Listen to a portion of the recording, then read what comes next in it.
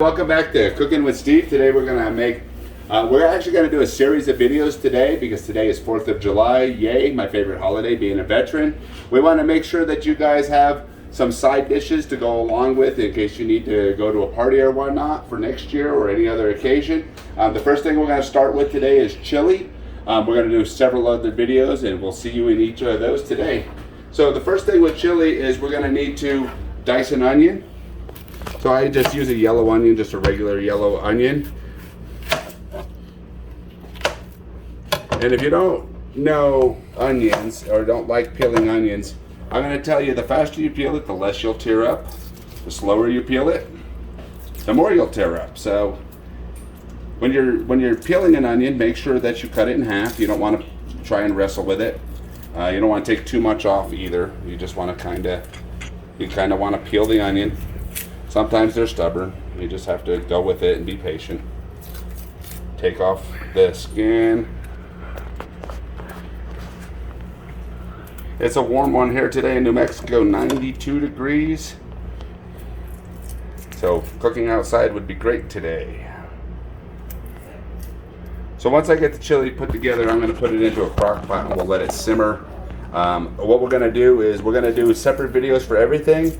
And then at the end, when it's all done, we're going to do one video to show you the end product on everything. So we'll do a separate video on the reveal of all the food so that you'll be able to see every dish separately, but also together as one cohesive dish.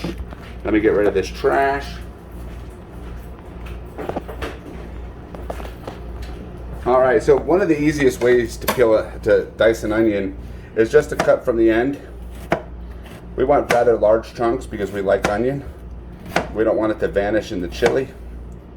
We're going to make a pretty hot chili today. One of the main ingredients we're going to use are what we call Scotch bonnet or habanero peppers. We're only going to use 2 because we don't want to make it so dominantly hot that nobody can eat it. But we also want to have a good amount of heat. We're going to call this our 4-alarm chili, not 5. Because if I was going to do 5, I wouldn't even put one of these jalapenos in there. It'd be just 10 of those. And then the heat would be way up there. But we're going to just go to 4-alarm today.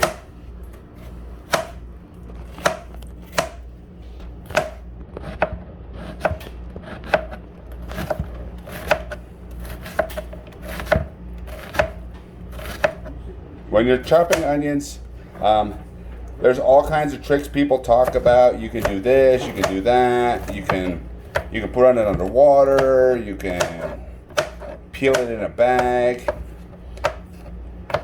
I found absolutely none of those tricks really work at all. I've talked to lots of people that say they've tried them all. If you do find one that works for you, that's fine. Use it. I just became immune. So we're going to add those onions into this pan.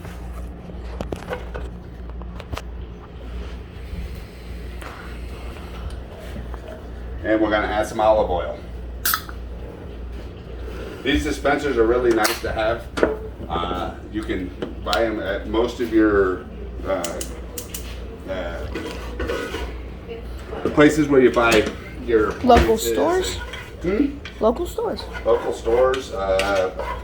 Specialty stores sometimes. I've got these at Target. Let me get the hamburger out. I put it in the refrigerator so that it'd stay cold.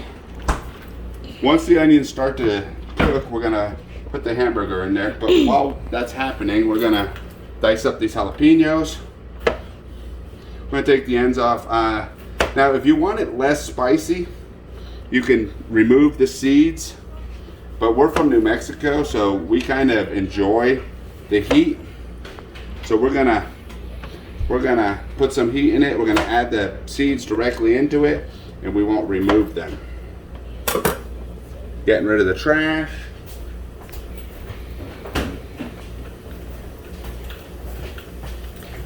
Now, jalapenos are funny. If you cut them down the middle like that, then lay them over, cut them again, you can dice them up pretty easily.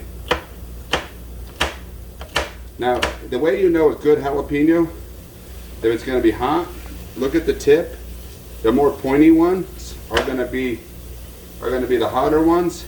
The more round ones will be the less hot. So depending on the area of the country you live in, you may not get very hot peppers, depending on how people enjoy the spice in that area. And again, I'll repeat that if you don't want it as spicy, remove the seeds. But we like the seeds, and the membrane has lots of the capsaicin in it to make it hot.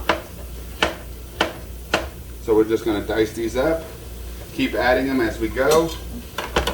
If you could smell that, it would be amazing if we had smell-o-vision. And we're going to add a little bit of salt because we don't want the onions to break down too fast. And by adding the salt, we're going to keep the onions from breaking down too fast and cooking too fast. So we want to keep it salted.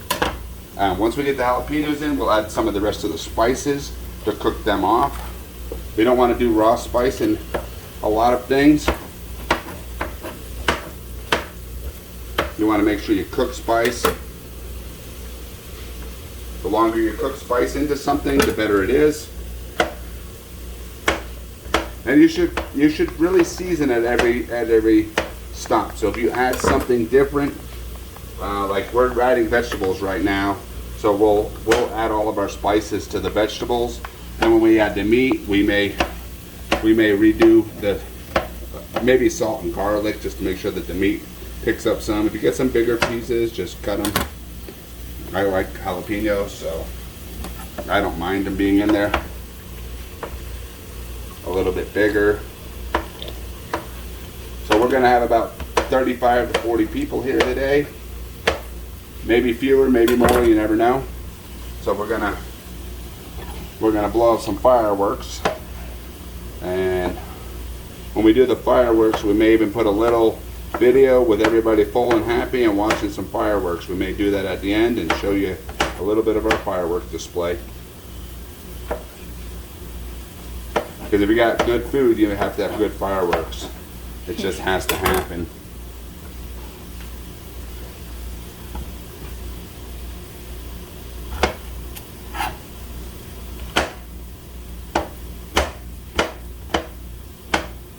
Now you don't have to be a professional with a knife. Most Americans aren't. Just remember, the safety tip always is sharp knife is a good knife. A dull knife is not so good. It can actually end up hurting you. You can cut into your hand. Even though it doesn't seem like it'll cut butter, if you stab it through your hand because you slipped off, it's still going to hurt.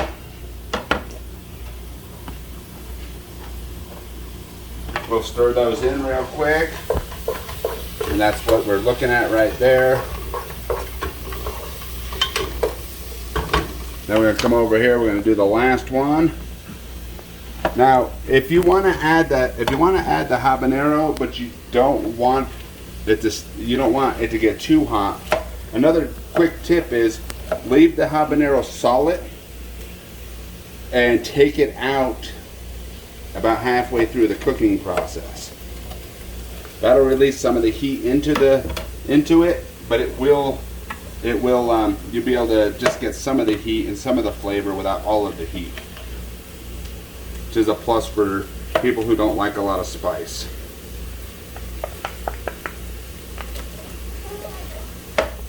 Me, this chili is going to be on fire.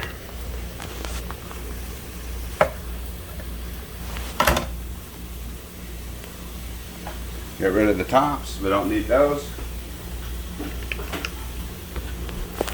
I'm going to rinse my hands because I've been handling hot peppers, so I want to get some of that juice off so I don't touch my face.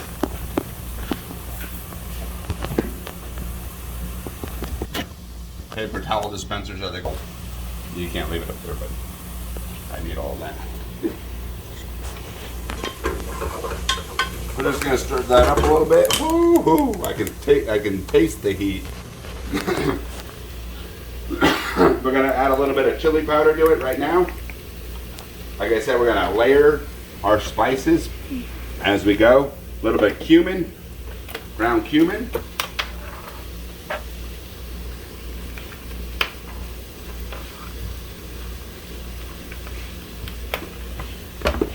A little bit of black pepper.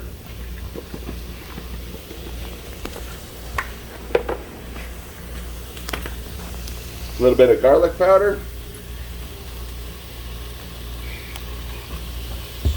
A little bit of paprika.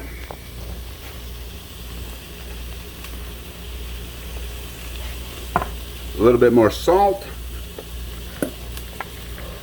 And the thing we like the most, cayenne pepper. More cayenne pepper, more cayenne pepper, more cayenne pepper. I'm going to stir this up a little bit. If you could smell that right now, you can actually smell the heat, the nice flavor of the Scotch bonnet or the habanero pepper, the jalapenos and the onions all cooking together. It's almost hot enough to burn my mouth without even tasting it. All right, we're just using a standard 80-20 beef.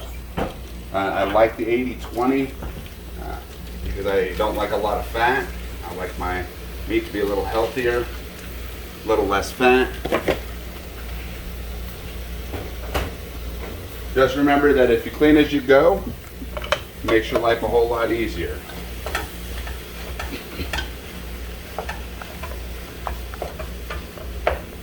We're going to chop that hamburger up a little bit, let it cook in with all that goodness. We'll let it cook for a few seconds, and then what we're going to do is we're going to add some more salt, a little bit more black pepper. We haven't even added black pepper yet because we have so many other peppers in here. And the black pepper, we'll do that more to taste at the end. Adding a little bit more salt, just a little bit. We're going to let everything get nice and golden brown.